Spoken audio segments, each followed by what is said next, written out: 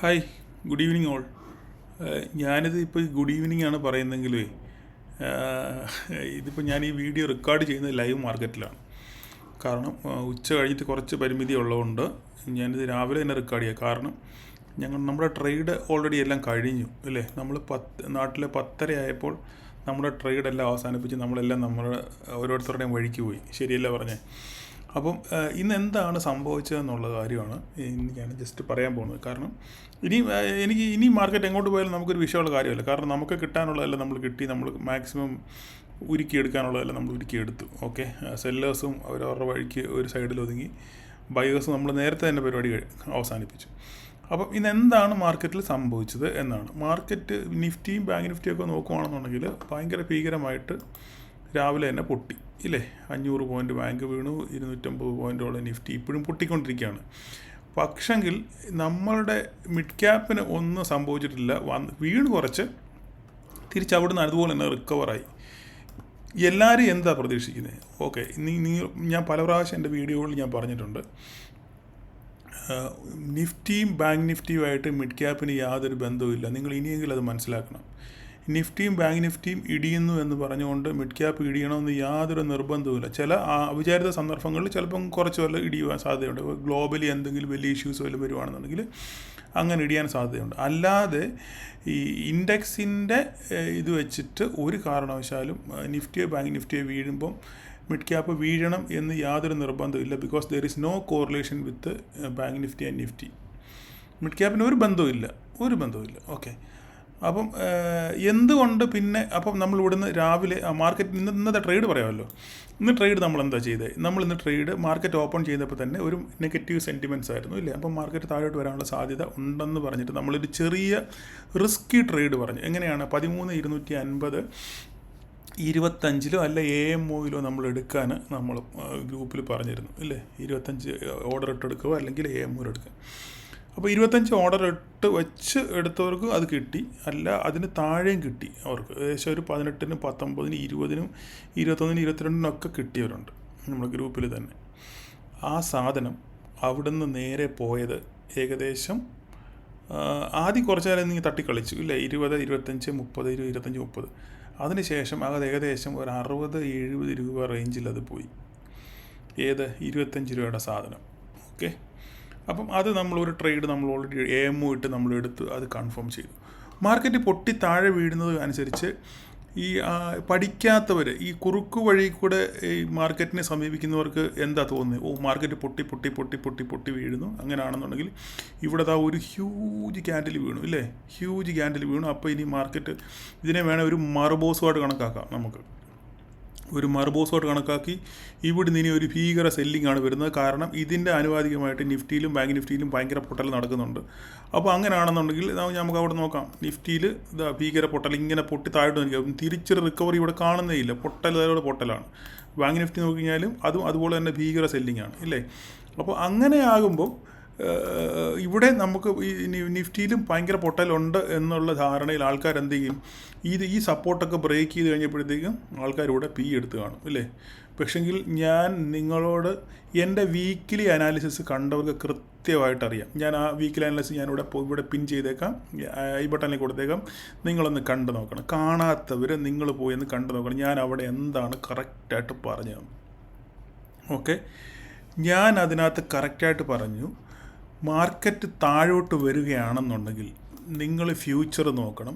ഫ്യൂച്ചറിനകത്ത് താഴെ ഒരു trend line പോകുന്നുണ്ട്. ഈ ട്രെൻഡ് ലൈനിൽ കടന്ന് മാർക്കറ്റ് പോകാനുള്ള സാധ്യത വളരെ കുറവാണ്. കാരണം പല പ്രാവശ്യം പ്രീവിയസ്ലി ഈ ട്രെൻഡ് ലൈന് റെസ്പെക്റ്റ് ചെയ്തിട്ടുണ്ട്. ഞാനിതിപ്പോൾ ഡേ ചാർട്ടിലിട്ട് കാണിക്കാം. നിങ്ങളെ നോക്കിക്കേ, ഇത് കണ്ടോ.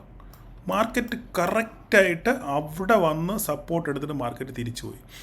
അതുകൊണ്ടാണ് ഇത് ഞാൻ കറക്റ്റായിട്ട് നിങ്ങളുടെ വീക്കിലി അനാലിസിസ് ഞാൻ പറഞ്ഞിട്ടുണ്ട്. സംശയം ഉണ്ടെന്നുണ്ടെങ്കിൽ നിങ്ങളെ ഞാനത് പറ്റുമെങ്കിൽ ഞാനതിൽ ആഡ് ചെയ്ത് കേൾപ്പിക്കാം. ഓക്കെ, എനിക്ക് പറ്റുമെന്ന് നോക്കട്ടെ. ഇല്ലെങ്കിൽ നിങ്ങൾ ആ വീക്കിലി അനാലിസിസിൽ പോയി നോക്കിച്ചാൽ മതി. കറക്റ്റായിട്ട് ഞാൻ പറഞ്ഞിട്ടുണ്ട്. എപ്പോഴും മാർക്കറ്റ് പൊട്ടി താഴോട്ട് വരുവാണെന്നുണ്ടെങ്കിൽ ഫ്യൂച്ചറിൻ്റെ സപ്പോർട്ട് നിങ്ങൾ നോക്കണം. അവിടുന്ന് മാർക്കറ്റ് റിവേഴ്സ് ചെയ്യാനുള്ള സാധ്യത വളരെ കൂടുതലാണ്. ഈ ഒരൊറ്റ സാധ്യത വെച്ചുകൊണ്ടാണ് പൊട്ടി വീഴുന്ന മാർക്കറ്റിൽ ഞാൻ പറഞ്ഞത്. എല്ലാവർക്കും ആശ്ചര്യം തോന്നി കാണും. ഇവനെന്തായി പൊട്ടത്തരമാണല്ലോ പറയുന്നതെന്ന്. പക്ഷേങ്കിൽ പൊട്ടത്തരമല്ലായിരുന്നു, ഇത് കറക്റ്റായിട്ട് ഇവിടെ വന്ന് സപ്പോർട്ട് എടുത്ത് ഇവിടെ ഈ ക്യാൻഡിൽ കഴിഞ്ഞതിന് ശേഷം ഒരു റെഡ് ക്യാൻഡിൽ തന്നെ ഇവിടെ വന്നേ, റെഡ് ക്യാൻഡിൽ താഴോട്ട് വന്നിട്ട് തിരിച്ച് റിവേഴ്സ് ചെയ്തു ഈ ക്യാൻഡിൽ അല്ലേ. ഇവിടെ ഒന്നും ഒരിക്കലും നടക്കാത്തൊരു സംഭവവികാസമാണ് ഈ ക്യാൻഡിൽ നടന്നത്. ഇതിനാണ് പ്രൈസ് ആക്ഷൻ എന്ന് പറയുന്നത്. നിങ്ങൾക്കൊന്നും ഈ സംഭവം എത്ര നിങ്ങൾ ഇപ്പോൾ EMA ഇട്ടാലും പിന്നെ DMA ഇട്ടാലും SMA ഇട്ടാലും RSI ഇട്ടാലും ഒന്നും ഈ സംഭവം നിങ്ങൾക്ക് കിട്ടത്തില്ല. ഈ സാധനം കിട്ടണമെന്നുണ്ടെങ്കിൽ നിങ്ങൾ ചാർട്ട് പഠിച്ചെങ്കിൽ മാത്രമേ മനസ്സിലാകത്തുള്ളൂ, അല്ലെങ്കിൽ പ്രൈസ് ആക്ഷൻ പഠിച്ചെങ്കിൽ നിങ്ങൾക്ക് മനസ്സിലാകത്തുള്ളൂ. ക്യാൻഡിൽ സ്റ്റിക്സ് ഫോർമേഷൻ എങ്ങനെയാണ് ഉണ്ടാകുന്നത് നിങ്ങൾ പഠിച്ചെങ്കിൽ മാത്രമേ നിങ്ങൾക്കിത് മനസ്സിലാകത്തുള്ളൂ. അപ്പോൾ അതുകൊണ്ട് ഇവിടെ സംഭവിക്കുന്നത്, ഇവിടെ ഇത്രയും ക്യാൻഡിൽ വീണതിൻ്റെ നേരെ ഓപ്പോസിറ്റ് സിനാരിയാണ് ഇവിടെ സംഭവിച്ചത് അല്ലേ. ഇതിന് ഒരു ഓപ്പോസിറ്റ് റിയാക്ഷൻ അവിടെ സംഭവിച്ചത്. ഇവിടെ മാർക്കറ്റ് വീണ് വരുന്നു. പക്ഷേ ഇവിടെ വീണതിന് ശേഷം, ഇത് red candle actually, red candle വീണതിന് ശേഷം മാർക്കറ്റ് എന്ത് ചെയ്തു, റിവേഴ്സ് ചെയ്ത് ഗ്രീനിൽ ക്ലോസ് ചെയ്തു ഇല്ലേ. ഈ ഗ്രീനിൽ ക്ലോസ് ചെയ്തപ്പോൾ ഇവിടെ ഞാൻ പറഞ്ഞു മാർക്കറ്റിന് ഇവിടുന്ന് റിവേഴ്സ് ചെയ്യും, നിങ്ങൾക്ക് ഇവിടുന്ന് നമുക്ക് നോക്കാമെന്ന് പറഞ്ഞു. നമ്മൾ 13,200 എടുത്തു. ഇവിടെ ഏകദേശം എത്രയാണ്, എനിക്ക് 40 രൂപയ്ക്കോ ഉണ്ടാകുന്നൊന്നും എടുത്തു, 40 രൂപയ്ക്കാണ്, 40 രൂപയ്ക്ക് എടുത്ത്. ഓക്കെ, 35-40 എടുക്കാനാണ് പറഞ്ഞത്. 35-40 എടുത്ത സാധനം ഏകദേശം എത്രയാണ് പോയി എന്ന് പറഞ്ഞു കഴിഞ്ഞാൽ, ഒരു സെക്കൻഡ് ഹോൾഡ് ചെയ്യണേ, ഞാൻ കാണിച്ചു തരാം.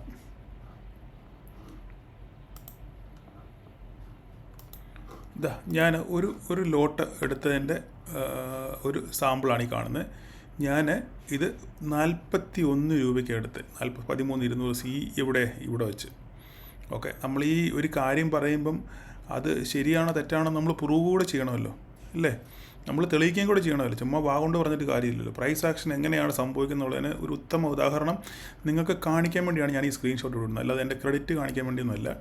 41 രൂപയിൽ എടുക്കാൻ പറഞ്ഞ 35-40 റേഞ്ചിൽ എടുക്കാനാണ് ഞാൻ പറഞ്ഞത്. ഓക്കെ, 35-40 എടുത്ത് 38 എടുത്തവരുണ്ട്. ഓക്കെ, ഞാൻ 41 എൻ്റർ ചെയ്തത്, കാരണം ആൾക്കാർ കൊടുത്തിട്ട് വേണമല്ലോ നമ്മൾ എൻ്റർ ചെയ്യുക.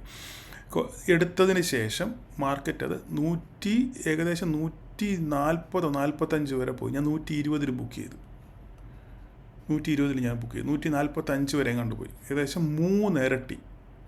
ഇതാണ് നമ്മൾ എന്താണ് പ്രൈസ് ആക്ഷൻ്റെ ഏറ്റവും വലിയൊരു ഗുണം എന്ന് പറയുന്നത്. ഇതാണ്, മനസ്സിലായി, പഠിക്കുക എന്നുള്ളത് മാത്രമേ ഉള്ളൂ, അല്ലാതെ വേറെ ഒന്നും നമുക്ക് അതിൽ നേടാനില്ല. അതുകൊണ്ട് അപ്പം എന്ത് ചെയ്തു, ഫ്യൂച്ചർ ഇവിടെ വന്നിട്ട് നേരെ റിവേഴ്സ് ചെയ്ത് നമ്മളത് ബുക്ക് ചെയ്തു. ഇതോടെ നമ്മൾ ഇന്നത്തെ പരിപാടി അവസാനിപ്പിച്ചു. നമുക്ക് എല്ലാവർക്കും വളരെ ഹ്യൂജ് പ്രോഫിറ്റ് കിട്ടി. നമ്മൾ പരിപാടി ഇവിടെ കൊണ്ട് അവസാനിപ്പിച്ചു. ഇതാണ് പഠനത്തിൻ്റെ ഗുണം. പഠിക്കാതെ നമുക്കൊന്നും ചെയ്യാൻ പറ്റത്തില്ല. അല്ലാതെ ഒരു കാരണവശാലും മാർക്കറ്റിൽ കുറുക്ക് വഴിയില്ല. പഠിക്കുക. അതിന് നിങ്ങൾ കണ്ടിട്ടില്ല എന്നുണ്ടെങ്കിൽ ഞാൻ രണ്ട് വീഡിയോ ഇപ്പോൾ ചെയ്തിട്ടുണ്ട്. ഒന്ന്, ഒരു ഓപ്ഷൻ ബയർ പാലിക്കേണ്ട മര്യാദകൾ എന്തൊക്കെയാണ്. രണ്ടാമത്തേത്, നിങ്ങൾക്ക് എങ്ങനെ വിജയിക്കാം, ഓപ്ഷൻ ബൈ ചെയ്ത് എങ്ങനെ നിങ്ങൾക്ക് വിജയിക്കാം. ഈ 2 കാര്യങ്ങൾ ഞാൻ ചെയ്തിട്ടുണ്ട്. അത് സംഭവം 2 വീഡിയോയും വൈറലായിട്ടുണ്ട്. നിങ്ങൾക്ക് കാണാത്തവരുണ്ടെന്നുണ്ടെങ്കിൽ നിങ്ങൾ പോയിന്ന് കാണുക. ഇതിൻ്റെ അവസാനം ഞാനത് പിൻ ചെയ്തേക്കാം. ഓക്കെ, അപ്പം ഇന്നത്തെ മാർക്കറ്റിൽ ഇതാണ്. നമ്മൾ ഇനിയിപ്പോൾ ട്രേഡ് ഇല്ല, നമ്മുടെ ആൾക്കാരെല്ലാവരും പോയി, ആരും ഒന്നും എല്ലാ പരിപാടി എല്ലാം കഴിഞ്ഞ് എല്ലാം ക്ലോസ് ചെയ്ത് അവരവർ വഴിക്ക് പോയി. നമുക്കൊന്നുമില്ല. ഇനിയിപ്പോൾ നാളത്തെ ലെവലുകൾ മാത്രം നമുക്ക് നോക്കിയാൽ മതി. അത് ഞാൻ ഇതിൻ്റെ അവസാനം മാർക്കറ്റ് അവസാനിച്ചതിന് ശേഷം ഇതിൻ്റെ കൂടെ ആഡ് ചെയ്യുന്നതായിരിക്കും. അപ്പം ഇത്രേ ഉള്ളൂ പറയാൻ. പഠിക്കുക എന്നുള്ളതല്ലാതെ വേറെ അതിൽ കവിഞ്ഞ് വേറെ ഒരു സംഭവമില്ല. നമുക്ക് ശരിക്കും പ്രൈസ് ആക്ഷൻ നമ്മൾ മനസ്സിലാക്കി കഴിഞ്ഞ് കഴിഞ്ഞാൽ ഒന്നിൻ്റെ സഹായമില്ലാതെ നമുക്ക് വിജയിക്കാൻ പറ്റും. ഒരു ഓപ്ഷൻ ബയറിന്, സെല്ലറിൻ്റെ കാര്യമല്ല ഞാൻ പറഞ്ഞത്, ഒരു ഓപ്ഷൻ ബയറിന്, കാരണം നിങ്ങൾക്ക് എത്രയാണ് വേണ്ടത്, ദിവസം 10 പോയിൻ്റ് അല്ലെങ്കിൽ 15 പോയിൻ്റ്, 20 പോയിൻ്റ്. ആ 20 പോയിൻ്റ് മതി. ആ 20 പോയിൻറ്റിന് വേണ്ടി നിങ്ങൾ റോക്കറ്റ് സയൻസ് ഒന്നും പഠിക്കേണ്ട കാര്യമില്ല. അത്യാവശ്യം നിങ്ങൾ ചാർട്ട് മാത്രം പഠിച്ചാൽ മതി. സപ്പോർട്ട് എവിടെ, റെസിസ്റ്റൻസ് എവിടെ, ട്രെൻഡ് വല്ലതും ഉണ്ടോ, വോളിയം, ഇങ്ങനെയുള്ള കാര്യങ്ങളൊക്കെ നോക്കുകയാണെന്നുണ്ടെങ്കിൽ നിങ്ങൾക്ക് സുഖമായിട്ട് ഇതിനകത്ത് വിജയിക്കാൻ പറ്റുമെന്ന് ഞാൻ വീണ്ടും പറയുന്നു. നമ്മൾ ഈ മാസം മുതൽ എന്നെ അറിയുന്ന ആൾക്കാരോടെല്ലാം ഞാൻ ഒരു പ്രതിജ്ഞ എടുപ്പിച്ചിട്ടുണ്ട്. കൃത്യമായിട്ട് നിങ്ങൾ ഡെയിലി 10 പോയിൻ്റ് അല്ലെങ്കിൽ 15 പോയിൻ്റ് നിങ്ങൾ എടുക്കുക, മാർക്കറ്റ് ട്രേഡ് അവസാനിപ്പിക്കുക. മാസം അവസാനം നമുക്ക് എന്ത് സംഭവിക്കുമെന്ന് നമുക്ക് നോക്കാം. അത് ഇന്ന് മുതൽ എല്ലാവരും തുടങ്ങിയിട്ടുണ്ട്. നിങ്ങളത് പാലിക്കാൻ ശ്രമിക്കുക. അങ്ങനെ പാലിക്കാൻ ശ്രമിച്ചു കഴിഞ്ഞാൽ, ഒരാഴ്ച നിങ്ങൾ ശ്രമിച്ചു കഴിഞ്ഞാൽ നിങ്ങൾ വിജയിക്കുകയാണെന്നുണ്ടെങ്കിൽ നിങ്ങൾക്ക് കിട്ടുന്ന ആത്മവിശ്വാസം വളരെ വലുതായിരിക്കും. അപ്പോൾ ആ ആത്മവിശ്വാസം കൈമുതലായിട്ട് നമുക്ക് ഓപ്ഷൻ ബൈങ്ങിൽ വിജയിക്കാം. സെബി നമ്മളെ എഴുതി തള്ളിയെങ്കിലും നമുക്ക് നോക്കാം വിജയിക്കാൻ പറ്റുമെന്ന്. അതിന് മാർഗ്ഗങ്ങൾ ഇഷ്ടപ്പെടും, പക്ഷേ നമ്മുടെ മനസാന്നിധ്യമാണ് നമുക്ക് ഏറ്റവും ഇമ്പോർട്ടൻ്റ് ആയിട്ടുള്ള കാര്യം. അതുകൊണ്ട് അതിനായിട്ട് നിങ്ങൾ പ്രതിജ്ഞ എടുത്ത് ഒരുങ്ങിയിരിക്കുക. ഓരോരുത്തരും ഡെയിലി 10 പോയിൻ്റ് 15 പോയിൻ്റ് ടാർഗറ്റ് എടുത്ത് നിങ്ങൾ മാറി നിൽക്കുക. അങ്ങനെ സ്ഥിരമായിട്ട് നിങ്ങൾ ചെയ്യുകയാണെന്നുണ്ടെങ്കിൽ നിങ്ങൾക്ക് കിട്ടുന്ന ആത്മവിശ്വാസം ഭയങ്കരമായിരിക്കും. അപ്പം നമുക്ക് മാർക്കറ്റ് അവസാനിച്ചതിന് ശേഷം ലെവലുകൾ നാളത്തെ നമുക്ക് നോക്കാം. ഓക്കെ. ഹായ്. അപ്പം ഇന്ന് മാർക്കറ്റ് ഇപ്പോൾ ക്ലോസ് ആയി ഇല്ലേ? അതിനുശേഷം മാർക്കറ്റ് നമ്മൾ നോക്കി കൺസോളിഡേഷൻ ആയിരുന്നു അല്ലേ? കൺസോളിഡേഷൻ വന്നു, കുറച്ച് താഴോട്ട് വന്നു, പിന്നെ കുറച്ച് താഴോട്ട് വന്നു, പിന്നെ മേലോട്ട് പോയി. പിന്നെ ഇന്ന് എക്സ്പയറി ഡേ ആയതുകൊണ്ട് മാർക്കറ്റ് കൺസോളിഡേറ്റ് ചെയ്ത് മാക്സിമം പ്രീമിയം ഡി കെ ചെയ്യുക എന്നുള്ള ഒറ്റ കാര്യം മാത്രമേ ഉള്ളായിരുന്നു. ചെറിയ ചെറിയ അപ്പ് മൂവ്മെന്റ് നമുക്ക് കിട്ടി, എങ്കിൽ തന്നെ അവിടെ വലിയൊരു ട്രേഡ് ഓപ്പർച്യൂണിറ്റി അല്ല, സ്കാൽപ്പ് ചെയ്ത് മാറുക എന്നുള്ളത് മാത്രമേ ഉള്ളായിരുന്നു. ഓക്കെ, അപ്പൊ നമ്മൾ ഇപ്പൊ ഈ ട്രേഡ് ഓപ്പർച്യൂണിറ്റി നോക്കിക്കഴിഞ്ഞാൽ മാർക്കറ്റ് ഒരു കൺസോൾട്ടേഷൻ സ്റ്റേജിലായിരുന്നു. നമുക്ക് ഫസ്റ്റ് ഓപ്പർച്യൂണിറ്റി നമുക്ക് കിട്ടി, അതിനുശേഷം പിന്നെ നമുക്കൊരു ഓപ്പർച്യൂണിറ്റി നമുക്ക് അവിടെ ഇല്ലായിരുന്നു. കാരണം സ്കാൽപ്പ് ചെയ്ത് ഇറങ്ങാൻ മാത്രമേ നമുക്ക് അവിടെ ഒരു നിർവാഹമുള്ളായിരുന്നു. മാർക്കറ്റ് രാവിലെ നോക്കി കഴിഞ്ഞാൽ രാവിലെ ഞാൻ ഓൾറെഡി പറഞ്ഞു കഴിഞ്ഞു. ഇപ്പോൾ നമ്മൾ ഫ്യൂച്ചർ നോക്കിക്കേ, ഫ്യൂച്ചറിൽ ഞാൻ പ്രൈസ് ആക്ഷൻ ഞാൻ പറഞ്ഞിരുന്നു, കറക്റ്റായിട്ട് താഴെ വന്നു, ഫ്യൂച്ചർ സപ്പോർട്ട് എടുത്തു, നേരെ തിരിച്ചു. ഇത് ഒക്ടോബർ ഫ്യൂച്ചറാണ് ഈ കാണുന്നത്. വീണ്ടും അതുപോലെ തന്നെ വന്ന് സപ്പോർട്ട് എടുത്തിട്ട് അവിടെ തിരിച്ച് ഗെയിൻ ചെയ്തു. ഫ്യൂച്ചറാണ് ഒരു സ്ട്രോങ് സപ്പോർട്ട് അവിടെ ഫ്യൂച്ചറിന്. അപ്പോൾ അവിടുന്ന് ആ ട്രെൻഡ് ലൈൻ സപ്പോർട്ട് എടുത്തിട്ട് നേരെ മാർക്കറ്റ് തിരിച്ച് കയറി. അപ്പോൾ നമ്മൾ ഇവിടുന്ന് ഒരു BTST ഓൾറെഡി പറഞ്ഞിട്ടുണ്ടായിരുന്നു. എന്ത് സംഭവിക്കുന്നുള്ളത് നാളെ കണ്ടറിയാം. ഓൾറെഡി 15 പോയിന്റോളം പ്രോഫിറ്റ് ഓൾറെഡി ഉണ്ട്. അത് ബുക്ക് ചെയ്തവർക്ക് ബുക്ക് ചെയ്തു, ഹോൾഡ് ചെയ്തവർ അറിയത്തില്ല എന്തോ ആയി തീരുമാനം. അപ്പം ഇതാണ് ഫ്യൂച്ചറിന്റെ ഗതി. ഫ്യൂച്ചർ ഭയങ്കര സ്ട്രോങ് ആണ്. അപ്പം നമ്മൾ സ്പോട്ടിലോട്ട് വരികയാണെന്നുണ്ടെങ്കിൽ ഇനി നാളെ നമുക്ക് എന്ത് സംഭവിക്കും, നാളത്തെ ലെവലുകളാണ് നമുക്ക് നോക്കേണ്ടത്. അപ്പം നമുക്ക് ഈ ലൈനുകളൊക്കെ വേണ്ടാത്ത ലൈനുകളൊക്കെ നമുക്ക് ഡിലീറ്റ് ചെയ്ത് കളയാം. അതിനുശേഷം നമ്മൾ നോക്കിക്കഴിഞ്ഞാൽ മാർക്കറ്റ് ഓക്കെ, ഇത് അവിടെ തന്നെ നിന്നോട്ടെ. ഓക്കെ, അത് അവിടെ തന്നെ നിന്നോട്ടെ. അതിനുശേഷം നമുക്ക് ഒരു ലെവൽ നോക്കുകയാണെന്നുണ്ടെങ്കിൽ നമുക്ക് ഇത് ഒരു ഫസ്റ്റ് റെസിസ്റ്റൻസ് ആയിട്ട് നമുക്ക് കണക്കാക്കാം. ഏകദേശം 13,241. ഓക്കെ, 13,241 ഒരു ഫസ്റ്റ് റെസിസ്റ്റൻസ് ആയിട്ട് നമുക്ക് 13,240 ഒരു മിനിറ്റ്. ഓക്കെ, ഇത് രണ്ടും ഇങ്ങനെ ഇരിക്കട്ടെ, ഈ രണ്ട് റേഞ്ച് ഇരിക്കട്ടെ. ഇത് രണ്ട് റേഞ്ച് വെച്ചാൽ 13,241 13,200. ഈ രണ്ട് റേഞ്ചാണ് നാളത്തെ പ്രധാനപ്പെട്ട റേഞ്ച്. ഇത് എങ്ങോട്ടെങ്കിലും ബ്രേക്ക് ചെയ്യുന്നതാണ് നമ്മൾ നോക്കിയിട്ട് വേണം നമുക്കൊരു ട്രേഡ് പ്ലാൻ ചെയ്യാൻ. 13,241 13,200 ഈ രണ്ട് ഇതിനകത്ത്.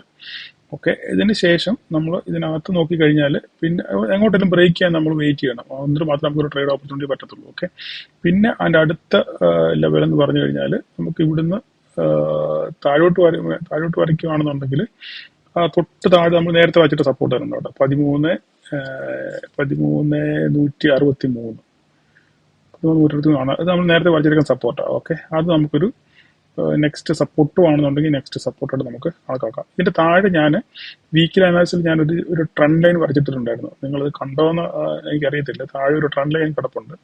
ആ ട്രെൻഡ് ലൈൻ ആയിരിക്കും. മേളിലോട്ട് നോക്കുകയാണെങ്കിൽ മേളിൽ നമ്മൾ വരയ്ക്കുകയാണെന്നുണ്ടെങ്കിൽ 13,241 13,277. ഓക്കെ, താഴെയാണെന്നുണ്ടെങ്കിൽ ഞാൻ ഈ പറഞ്ഞ ട്രെൻഡ് ലൈൻ ആണ്. ഈ ട്രെൻഡ് ലൈനിൽ കൂടെ വന്ന് സപ്പോർട്ട് എടുക്കാനുള്ള സാധ്യത പൊട്ടുവാണെന്നുണ്ടെങ്കിലുണ്ട്. അപ്പം ഈ ട്രെൻഡ് ലൈൻ നമുക്ക് ശരിക്കും വാച്ച് ചെയ്യണം. ഇത് ബ്രേക്ക് ചെയ്യുന്നുണ്ടോ ഇല്ലയോ എന്ന് നോക്കി നമുക്ക് അവിടെ ഒരു ട്രേഡ് ഓപ്പർച്യൂണിറ്റി നമുക്ക് നോക്കാൻ പറ്റും. ഓക്കെ, ഈ താഴെ കാണുന്ന ഈ trend line. Okay, trend line ആയിട്ട് നമുക്ക് കറക്റ്റ് പോയിന്റ് പറയാൻ പറ്റത്തില്ല. മുകളിലോട്ടാണെന്നുണ്ടെങ്കിൽ പിന്നെ അടുത്ത പോയിന്റ് നമുക്ക് പറയാനുള്ളത് പിന്നെ ഏകദേശം 13,319 ആയിരിക്കും. ഇവിടുന്ന് മേലോട്ട് പോയി കഴിഞ്ഞാൽ അടുത്ത നമുക്ക് റെസിസ്റ്റൻസ് എന്ന് പറയുന്നത് 13,319 ആയിരിക്കും. 13,319. ഓക്കെ, ഇതായിരിക്കും നാളത്തെ റേഞ്ചുകൾ. ഓക്കെ, അപ്പം മാർക്കറ്റ് എങ്ങോട്ടേലും ബ്രേക്ക് ചെയ്യുന്നത് നോക്കിയിട്ട് മാത്രമേ നമ്മൾ ഒരു ട്രേഡ് ചിന്തിക്കാവൂ. ഓക്കെ, ഒന്നീ ബ്രേക്ക് ചെയ്യണം, അല്ലെങ്കിൽ അവിടെ തട്ടി നേരെ തിരിച്ചു വരണം. ഞാൻ എപ്പോഴും പറയുന്നത് സ്ഥിരം കാണുന്നവർക്ക് കറക്റ്റായിട്ട് നമുക്ക് മനസ്സിലാവും. അപ്പോൾ നിങ്ങൾ കാണാത്തവരാണെന്നുണ്ടെങ്കിൽ ജസ്റ്റ് നിങ്ങൾ വീക്കിലി അനാലിസിസ് ഒന്ന് കാണണം കേട്ടോ. ഇന്നത്തെ പ്രൈസ് ആക്ഷൻ കറക്റ്റായിട്ട് വീക്കിലി അനാലിസിസ് പറഞ്ഞിട്ടുണ്ടായിരുന്നു. അത് കണ്ടവർക്ക് സുഖമായിട്ട് ട്രേഡുകൾ ഇഷ്ടം പോലെ എടുക്കാനും സപ്പോർട്ടിൽ നിന്ന്, കാരണം പൊട്ടുന്ന മാർക്കറ്റിൽ കേട്ടോ ഞാൻ കറക്റ്റായിട്ട് വരച്ച് ഇട്ടിട്ടുണ്ട് ഫ്യൂച്ചറിനകത്തിൽ കേട്ടോ. ഇത് ഒരു മെയിൻ സപ്പോർട്ടാണ്. ഫ്യൂച്ചർ സ്ട്രോങ് ആണ്.